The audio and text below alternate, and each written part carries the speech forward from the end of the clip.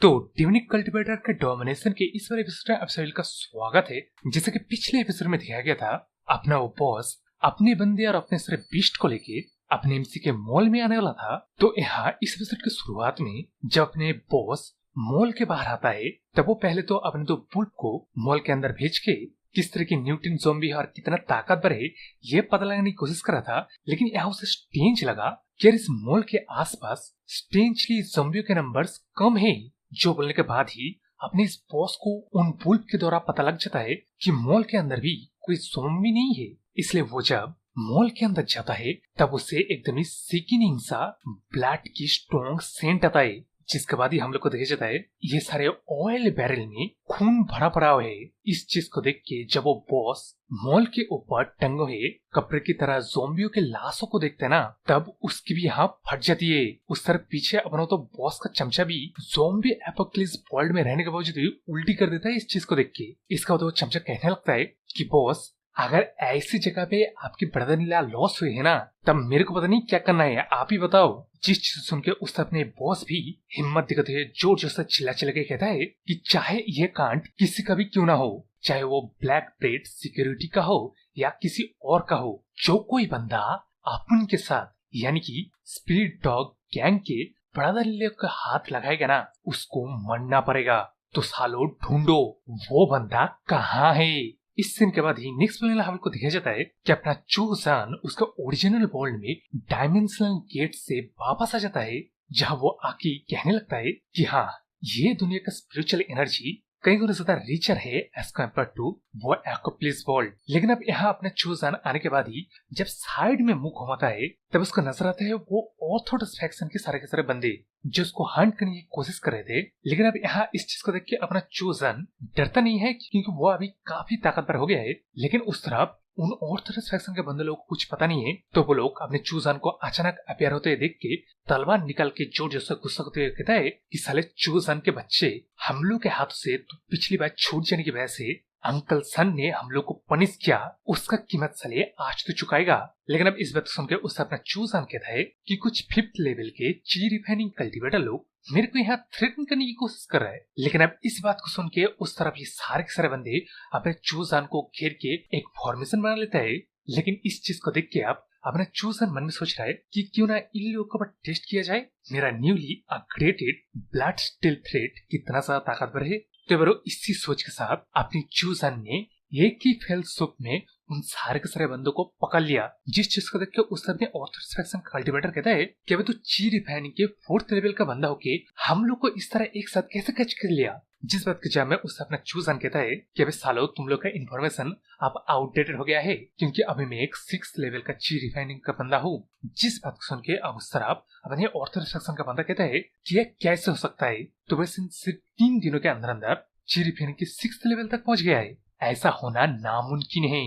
तो अब इस बात को सुनकर उससे अपना चोजान अलार्म हो जाता है क्योंकि उसने ब्लड मिरर वर्ल्ड के अंदर पूरे 1 महीने तक का वक्त बिताया है। लेकिन जब वो इस दुनिया में आया सिर्फ 3 दिन ही बीते हैं। इसका मतलब हर 10 दिन उस ब्लड मिरर के अंदर इस दुनिया के 1 दिन बनता है।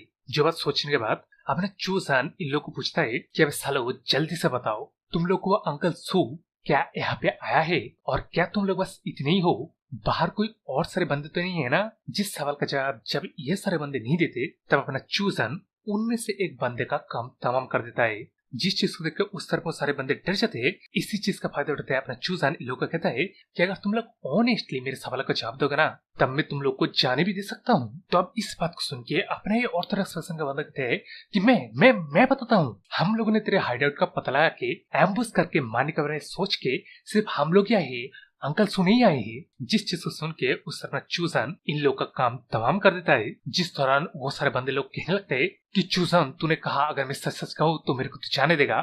जिसके जवाब में उस अपना चूजान कहता है कि अबे सालो, तुम लोग तो मुझे कहते हो मैं एक cold blooded ruthless demonic cultivator हूँ। तो तुम लोगों ने मेरे हाथों के ऐसे कैसे विश्वास कर लिया, जिसका जब तो वो सारे बंदे देने के लायक नहीं है। इसलिए अपना चोजन अपने उस केप से बाहर आते हुए मन में सोच रहा है कि किस तरह वो जब उस ब्लड मिरर को हासिल किया था तब बस वो 4th लेवल के एक ची रिफाइनर का बंदा था जिसका पास सिर्फ एक ही ब्लड स्टील थ्रेड था। लेकिन अभी सिर्फ 3 दिनों के अंदर अंदर वो ची रिफाइन के 6th लेवल तक पहुंच गया है और उसका वो ब्लड स्टील थ्रेड के पास एक टैलेंट स्किल भी आ गया है। इसके अलावा उसके पास अभी 3रे लेवल का ज़ॉम्बी सोल्जर आ गया है।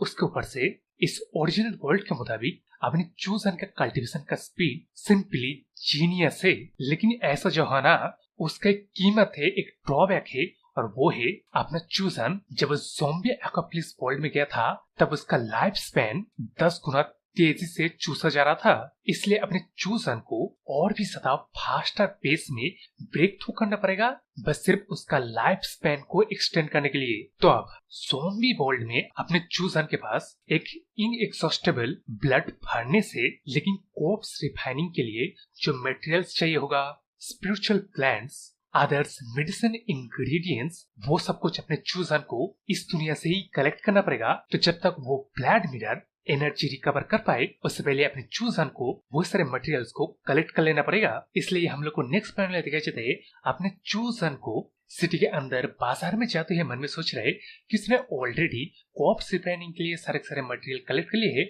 और इसके अलावा कुछ और भी स्पेशल मटेरियल को कलेक्ट कर लिया है जो बाद में शायद काम आएगा। लेकिन यहाँ जो मोस्ट इम्पोर्टेंट और क्रूशियल मटेरियल है वो इस तरह के नॉर्मल बाजारों में नहीं मिलता है। इसलिए अपना चूजन स्पेशल चैनल का खोज कर रहा था जिसके बीच उसे नजर आ जाता है तरबूजा का दुकान लगाने वाले एक बंदे के पास उसके बूची सेक्ट का सिंबल विदर बोन क्रॉस नजर आ जाता है। इस वजह से अपना चूजन उसके दुकान के पास जाके जब तरबूज का कीमत पूछता है तब कीमत 2 स्पिरिट स्टोन एक तरबूज के बदले, और इसका इतना हाई कीमत क्यों है ये भी अपना मोटा दुकानदार कहता है कि ये तरबूज स्पेशल तरबूज है, मेडिसिनल प्रॉपर्टी के साथ उसने डिस्ट्रॉय हुए बूजी सेक्ट से कलेक्ट किया है। तो अब इस बात सुन के उसने अपना चूजन हैगल करते हुए कोड में बात करके अपने इस मोटे को समझा देता है कि वो बूजी सेक्ट का ही एक डिसाइपल है।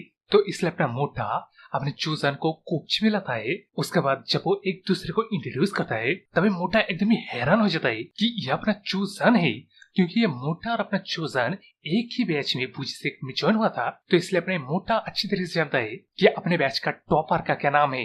ये बोलने के बाद अपना मोटा एकदम एक फैन बॉय बन जाता है। ये बोलते हैं कि उसके बैच के बंदों में से सिर्फ एक बंदा जिसके पास सिंपली ग्रास रूट कल्टीवेशन है वो स्टूड आउट हुआ था। इसके बाद अपने मोटा वो सारे इन्फॉर्मेशन बताता है जैसे कि अंकल लू और कुछ डिसाइपल वो फैमिली के मैनर में छुआ हुआ है। ये बोलने वाला अपने मोटा कहने लगता है किस तरह अपने चूजन ने ट्रेडर को मार गया है ना। उसका न्यूज सुन के बाकी सारे डिसाइपल लोग की मूड एकदम अप हो गया था। तब उन सारे बातों को सुन के इस तरह अपना चूजन कहता है कि 3rd एल्डर का डायरेक्ट डिसाइपल अंकल पू जंगलिंग काफी ज्यादा अक्लमंद है जो उन्होंने एनिमीज के नाक के नीचे छुपने का डिसाइड किया। तो अब इस बात सुन के अपना मोटा अपने मतलब सीनियर ब्रदर को कहने लगता है कि उसको इन लोगों को ज्वाइन कर लेना चाहिए जिससे कम से कम एक और बंदा आ जाएगा, इनके ग्रुप का थोड़ा बहुत और स्ट्रेंथ बढ़ जाएगा जो कि शायद फ्यूचर के कल्टीवेशन में काम आए। लेकिन अब इस बात सुनकर उसने अपना चूजन डायरेक्ट ना बोल के इसको बोलता है कि वो यहाँ आया है क्योंकि वो कुछ खरीदना चाहता था। तब इस बात सुन के जब अपना मोटा पूछता है कि सीनियर ब्रदर बताओ आपका क्या चाहिए, आप यार ज्वाइन नहीं होना चाहते हो, मैं इससे सब क्या कर सकता हूँ, लेकिन बताओ। तब इस बात सुनकर उसने अपना एमसी कहता है कि उसको ब्लड ट्रांसफरेशन फॉर्मेशन चाहिए, जिस बात को सुन किसी वजह से अपनी मोटा एकदम ही हैरान हो जाता है। तो इसी हैरानी के साथ ये वाला चैप्टर 8 खत्म हो जाता है और इससे के साथ मेरा वीडियो भी तैयार। जैसे कि जानते हो ये वाला मनवा एक नया मनवा है जिसके सिर्फ ये 3 ही चैप्टर आए हैं जिनको मैंने ऑलरेडी एक्सप्लेन कर दिया है। तो जब इसका नेक्स्ट चैप्टर आएगा तभी मैं आपको एक्सप्लेन कर दूंगा। इसलिए मैं इस चैनल को सब्सक्राइब कर लो और लाइक शेयर कमेंट करना बिल्कुल। तो बाय।